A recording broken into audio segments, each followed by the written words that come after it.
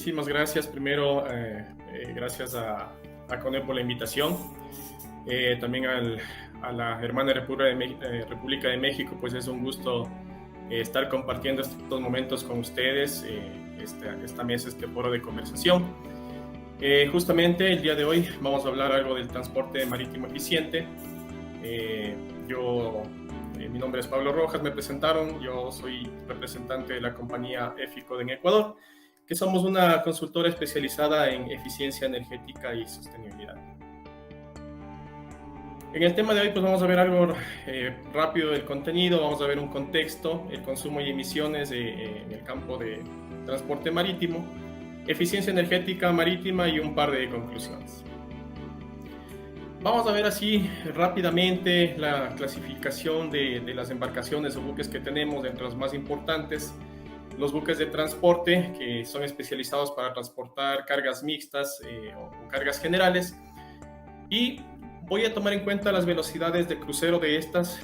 La velocidad de crucero es la velocidad que alcanzan estas embarcaciones, digamos lo que en aguas abiertas, ¿no? Ya cuando están en una navegación libre. Estos buques de transporte tienen una velocidad aproximadamente de 25 km por hora. El siguiente que tenemos en la clasificación es el portacontenedores, que básicamente está dedicado al transporte de contenedores con una velocidad promedio en crucero de 36 km por hora. Los graneleros o graneles sólidos, que son esas embarcaciones que transportan a granel, maíz, hierro, carbón u otros componentes que están sueltos con una velocidad promedio de crucero de 26.2 km por hora. Los buques RoRo, que estos son buques que se encargan de transportar mercancías rodadas, ¿no? Que ya pueden ser estos camiones, plataformas, y tienen una velocidad de crucero promedio de 26 km por hora. Los cruceros de pasajeros, que están destinados al transporte de personas, al turismo, estos son ya medios de transporte un poco más rápidos, porque la velocidad es importante en este campo de navegación, y tienen velocidades de crucero promedios de 37 km por hora. Una pequeña clasificación de igual manera por su propulsión. Tenemos embarcaciones que tienen motores a diésel, motores gasolina, que tenemos en 2 o 4 tiempos, depende, ¿no?, de las tecnologías viejas o nuevas que se estén usando en él. Los motores eléctricos, que también son generados o movidos al mismo tiempo por motores a diésel. Las turbinas a vapor, que usan calderas de vapor para justamente mediante el uso de combustibles generar, ¿no?, el movimiento de estas turbinas y por ende el movimiento de las embarcaciones. Las turbinas a gas, que son las menos comunes y las que son muy similares incluso a los que usan los aviones y podrían ser más eficientes, pero tenemos un uso muy reducido, ¿no?, que estará bajo el 5% de todas las turbinas que tenemos y los motores que tenemos en el sistema marítimo.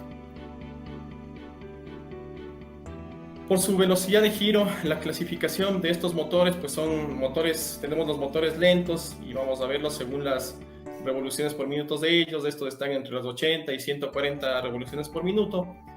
Los motores semi rápidos, que están entre los 300 y 1000 revoluciones por minuto. Los motores rápidos, que ya tienen velocidades superiores a 1000 revoluciones por minuto, ya estos los vemos ocupados en los buques RO, en los ferries.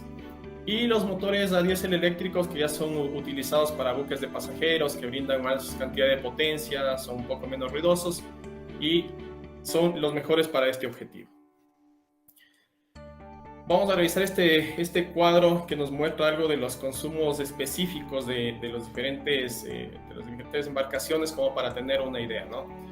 Estos están expresados en gramos por kilovatio hora, y en la columna de la izquierda tenemos los diferentes tipos de buques que vamos a hablar, ¿no?, que son los buques tanque, los bulk carriers, los cargas generales, portacontenedores, los RO y los de pasajeros. Entonces, en la velocidad de crucero que tienen cada uno de estos, tenemos consumos específicos expresados en gramos por kilovatio hora de combustible de entre 201 y 208. Ya para maniobras de precaución, que es cuando ya están acercándose las embarcaciones a los puertos o tienen que hacer alguna maniobra especial, pues estos consumos específicos aumentan, ¿no? Entre 220 y 217, siendo el de pasajeros el que más consumo tiene entre estos. Ya lo habíamos hablado un poco antes, o ya lo habían hablado los expositores, el marco normativo internacional, porque vamos a revisar algo justamente de emisiones y más que todo de eficiencia energética, ¿no? Que es el punto, creo que desde mi punto de vista principal de hablarlo, porque en la eficiencia es donde nos podemos ahorrar muchos recursos y entre estos combustibles, que es lo que vamos a ver más adelante. Entonces, este marco normativo pues, es la Organización Marítima Internacional responsable de la seguridad y protección de la navegación en el mundo, ¿no? Y viene cogido de la mano de la MARPOL, que es el convenio internacional justamente para prohibir la contaminación de los buques en su anexo número 6. En este anexo número 6 lo que se busca en sí es limitar los gases contaminantes, ¿no? Y aquí vamos a hacer una diferenciación entre lo que son los gases contaminantes y los gases de efecto invernadero. Los gases contaminantes son los que más afectan, en este caso, a la navegación marítima, ¿no? Los índices que tenemos más altos de contaminación, entre los cuales tenemos los óxidos de azufre y los óxidos de nitrógeno. Entonces, ya se hablaba en la primera presentación que a partir del 2020 ya se pusieron limitaciones, ¿no? Porque anteriormente se permitía un 3.5% de contenido de azufre en los combustibles, pero ahora se ha reducido básicamente al 0.5% y en zonas más estrictas y controladas inclusive hasta el 0.1%. Entonces, estas son las limitaciones que se van poniendo para justamente evitar las contaminaciones y luego las consecuencias que vienen, ¿no? Por lluvias ácidas y la contaminación ya de superficie. En lo que se refiere a la emisión de gases de efecto invernadero, estos ya son los que se encuentran en las capas altas de la atmósfera, ¿no? Y las que producen el famoso cambio climático que tantas afectaciones está dando actualmente al mundo y que definitivamente debemos tratarlo no solo en este campo de marítimo, ¿no? Sino desde nuestros propios hogares con eficiencia, cambiando desde nuestros focos ahorradores, nuestros vehículos, las fuentes de energía que nosotros disponemos para cada uno de ellos. Y bueno, hay un sinnúmero de estrategias para evitar justamente que se generen más gases de efecto invernadero. Vamos a ver un poco de contexto mundial. Estos son unos datos de la Organización Latinoamericana de la Energía, que ustedes lo pueden encontrar en su página. Y en este contexto vamos a ver las emisiones mundiales de CO2 por subregiones.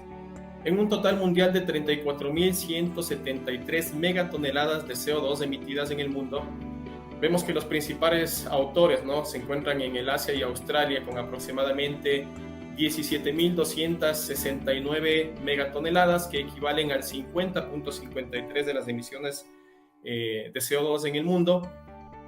Seguido por acá por Norteamérica, que está con aproximadamente 5.520 megatoneladas, equivalentes al 16.16% del CO2 emitido en el mundo.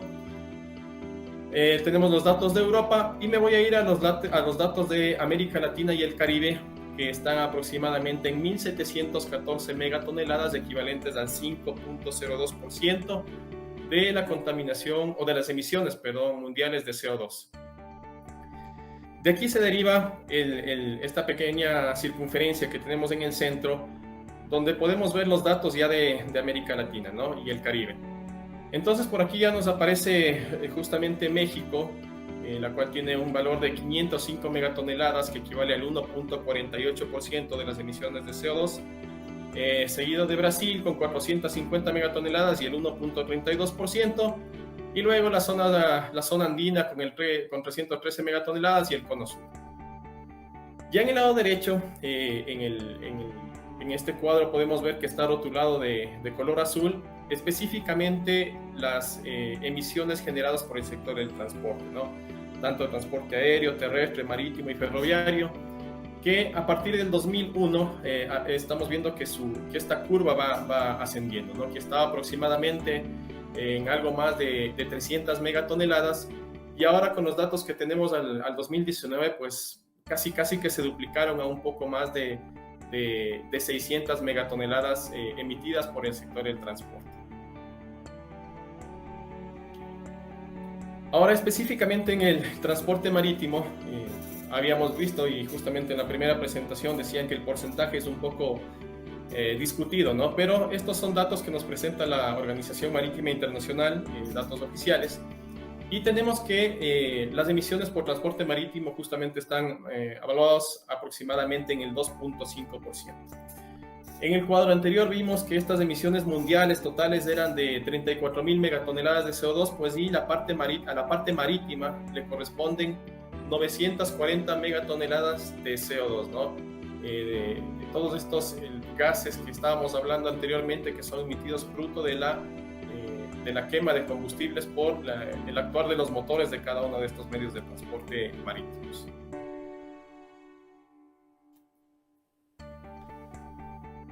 Aquí tenemos algunos datos comparativos, ¿no? Queremos saber, y realmente es un hecho, bueno, se transporta más del 90% de la carga mundial por estos medios marítimos, porque son más eficientes hablando también ecológicamente hablando, digámoslo así, ¿no? Ya que tenemos aquí una comparación, y vamos a hacer una comparación métrica aplicada a los TEU, que es un 20 Food Equivalent Unit, que es básicamente el volumen o el área contenida dentro de un contenedor de 20 pies. Entonces, vemos en el lado izquierdo, en la primera figura, que tenemos un portacontenedor que tiene una capacidad de 4.800 TEU y tiene un factor de emisión de 0.119 kilogramos de CO2 por TEU y por cada kilómetro recorrido. Es la comparación, vamos a hacer las comparaciones en los siguientes medios de transporte para darnos cuenta que a pesar de las emisiones que puede haber por los combustibles de este tipo de óxidos de azufre, óxidos de nitrógeno, pues es realmente el que más ecoamigable es en relación a la cantidad de carga. La siguiente comparación es con un feeder de 40 TEUs, es la capacidad, y tenemos un factor de 0.47 kilogramos de CO2 emitidos por TEU y por cada kilómetro recorrido. Luego tenemos un ferrocarril, justamente se decía, ¿no?, que el ferrocarril también tiene gran cantidad de capacidad de carga, pero realmente los portacontenedores tienen una cantidad mucho más grande. Entonces, en relación a esta cantidad de carga, el ferrocarril emite 0.67 kilogramos de CO2 por TEU y por cada kilómetro recorrido. Y finalmente, el comparativo con los camiones, ¿no? Los camiones que tenemos que pueden cargar 2 contenedores de TEUs, y el factor de emisión está en 2.29 kilogramos de CO2 por TEU y por cada kilómetro recorrido. Entonces aquí claramente, bueno, podemos ver la diferencia, ¿no? Hablando ya en términos de contaminación, pues que realmente transportar esto en camiones versus contenedores es mucho más grande. Por supuesto que hay sus limitantes, ¿no? Definitivamente tenemos que cruzar continentes desde el Asia para América, para Europa, que es el medio marítimo, es el óptimo, y justamente es el que menos contamina en este sentido. Ahora vamos a ver cómo reducir estas emisiones. Realmente es la pregunta que nos hacemos, y los esfuerzos, bueno, creo que lo estamos haciendo en todo el mundo para poder reducir estas emisiones, tanto en los campos tecnológicos, de biocombustibles, y en los diferentes medios de transporte. Entonces, vamos a hacernos 3 preguntas, a formularnos 3 preguntas. La primera es el por qué queremos reducir estas emisiones. La segunda es cómo. Y la tercera es quién. Vamos a ver cuáles son estos actores que debemos estar siguiendo en la reducción de estos gases de efecto invernadero. Entonces, primero, ¿por qué? Porque, bueno, ya tenemos una estadística, tenemos un número que nos dice que el 2.5% de las emisiones globales están enlazadas a lo que es el transporte marítimo, ¿no? Entonces, queremos lograr esa reducción de gases de efecto invernadero, esa reducción de gases en sí, que ya se ha puesto metas, ¿no? La Organización Marítima Internacional, en conjunto con la Marpol, para ir reduciendo estos gases con nuevas soluciones tecnológicas. Lo que veíamos en la presentación de Ignacio me pareció formidable, porque se puede ver muchos datos que podríamos tener justamente en el funcionamiento de motores, en el desempeño para mantenimiento, y cosas que nos van a ayudar muchísimo en el momento de generar eficiencia. Y claro, el objetivo son las metas que se han planteado también mediante la Marpol a los años 2030 y 2050. Ahora la pregunta es cómo, ¿no? El ambiente o el escenario apropiado sería pues tener cero emisiones y motivar estas tecnologías. Entonces, ¿cómo pues tenemos que hacer sostenibilidad de este tipo de transportes? Digitalización, que es justamente una de las alternativas que nos mostraba Ignacio, de cómo manejar o administrar no solo la navegación, sino los motores, mantenimientos y otros, para lograr hacer eficiencia, ¿no? Porque justamente cuando entra la mano humana, a pesar de que nosotros sigamos los manuales, requerimientos y demás del fabricante, pues siempre puede tener algún tipo de margen de error, ¿no? Que disminuya nuestra eficiencia durante la navegación. Y la última pregunta es ¿quién? Pues todas las compañías, quienes están alrededor no solamente de cargas, sino de transporte de pasajeros y demás, que ha encabezado todo esto la OMI, también con el Gobierno de Protección del Medio Ambiente, y pues también está en las manos de las diferentes navieras, ¿no? Todas las coaliciones que se han hecho, pues ya en el Foro Marítimo Global se han sumado un poco más de 90 empresas claves y miembros de también organizaciones gubernamentales, que es lo que necesitamos, ¿no? Unir esos esfuerzos tanto de la parte privada, de la parte gubernamental, para lograr estos objetivos planteados finalmente en el Acuerdo de París. Vamos a ver ahora algunas opciones de eficiencia energética. ¿Cómo podemos hacer eficiencia energética? Yo al inicio les recalqué esta palabra, ¿no? La eficiencia, porque realmente es la capacidad de lograr algún objetivo usando la menor cantidad de recursos, y esto es lo que queremos. ¿Por qué? Y esto es a lo que tiende la tecnología también, ¿no? Ayudarnos de esta manera, pues, para que nosotros podamos tener medios de transporte más eficientes. La primera, pues, viene por la optimización energética de la flota. Ahora, bueno, y con el pasar de los años, ¿no? Los factores de ocupación se han venido maximizando. La cantidad de contenedores, por ejemplo, que puede llevar un portacontenedores, se ha ido triplicando, cuadruplicando en las últimas décadas, y eso ha permitido lograr hacer mayor cantidad de carga en un solo viaje y ocupar menos combustibles, y por ende emitir menos gases contaminantes de la atmósfera. De la otra que se habla también ya en el anexo 6 de la Marpol es justamente de un índice de eficiencia energética que tienen que lograr las embarcaciones, ¿no? Se puso como año meta el año 2015, y se decía que a partir del año 2015 estas nuevas embarcaciones ya deben tener este índice de eficiencia energética marcado, y por encima de este umbral, pues estas nuevas embarcaciones no serán aprobadas.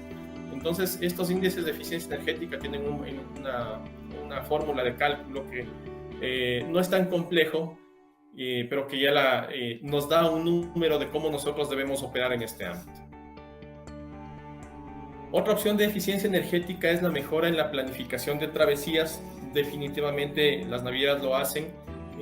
La planificación minuciosa de las trayectorias que van a tener, el tiempo que pueden tener o los obstáculos que pueden tener por el tiempo, y también mucha coordinación con la parte logística, mantenimiento y otras que van a hacer que esta eficiencia energética se vaya gestionando y se vaya aumentando con el pasar de los años.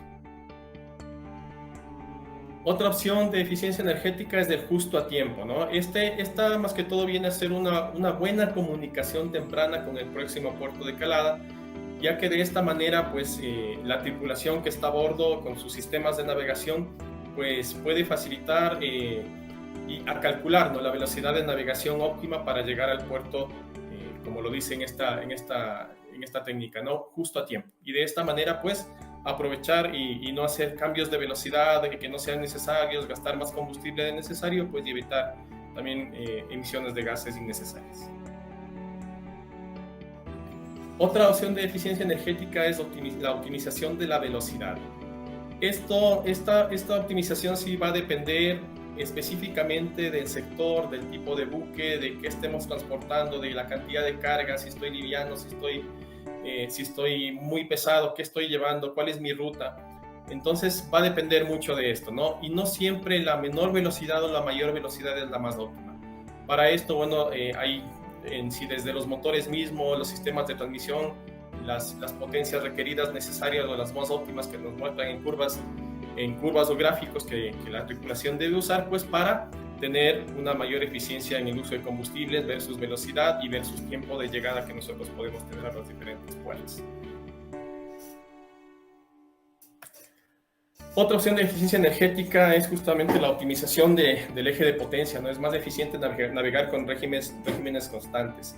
Y aquí es donde yo les decía que sí, la mano humana podemos tener gente de mucha experiencia y todo, pero siempre la automatización en este tipo de sistemas nos va a ayudar muchísimo a que nosotros podamos tener un óptimo uso de combustibles, de potencias y demás, para no hacer esfuerzos innecesarios en la navegación. Un óptimo asiento, pues la mayoría de los buques están proyectados, ¿no?, a transportar cierta cantidad de cargas. Entonces, en este óptimo asiento lo que se busca es justamente el equilibrio, ¿no?, y las condiciones correspondientes a cada asiento y especificación de cada aeronave, para que no nos vaya a generar más resistencia al avance ante un fluido que tenemos, ¿no?, o con principios de hidrodinámica, no generar más resistencia al avance en este tipo a no tener un asiento óptimo y de esta manera pues tener que consumir más cantidad de combustible para alcanzar una velocidad deseada. En lo que se refiere al lastre óptimo, pues justamente mientras las embarcaciones están viajando, ¿no es cierto?, tenemos un consumo de combustible, entonces este combustible va a seguir reduciéndose, por ende se reduce el peso, también reducimos provisiones o cosas logísticas que tengamos a bordo. Entonces, mientras el buque va viajando, pues hay una reducción de peso, y mientras tenemos una reducción de peso, pues vamos a seguir alterando nuestro centro de gravedad. Entonces, lo que se busca durante las trayectorias que tenemos es mantener este lastre óptimo, compensar justamente las pérdidas de combustible y otros por una de las técnicas que se usan es usar el agua del mar mismo para compensar estos pesos. Compensar los centros de gravedad y no crear movimientos de cabeceo ni de guiñada hacia un lado o hacia otro que puedan perjudicar la trayectoria, más que la trayectoria del buque, el área que estamos nosotros exponiendo al fluido, que en este caso es el agua, ¿no? Porque si tengo un movimiento de guiñada, que es esto, ¿no?, que la nariz de la embarcación se me va hacia la derecha o la izquierda, pues voy a tener una mayor superficie de impacto en el fluido, que en este caso es el agua, y por ende voy a tener una mayor resistencia al avance. Entonces, para evitar esta resistencia al avance que finalmente me compete en más uso de combustible y otras, pues debemos mantener este lastre óptimo. La otra es la optimización residual de la energía que nosotros tenemos a bordo, pues tenemos escapes de calor y frío que podemos también nosotros usar este tipo de energías, ¿no? El mantenimiento de los sistemas de propulsión que vienen ya generados con lo que vimos antes también del movimiento de lo que son hélices y demás. El mantenimiento de los cascos, que nosotros cuando estamos navegando pues siempre hay este tipo de partículas que se pegan al casco y lo que hacen de igual manera es generar resistencia al avance.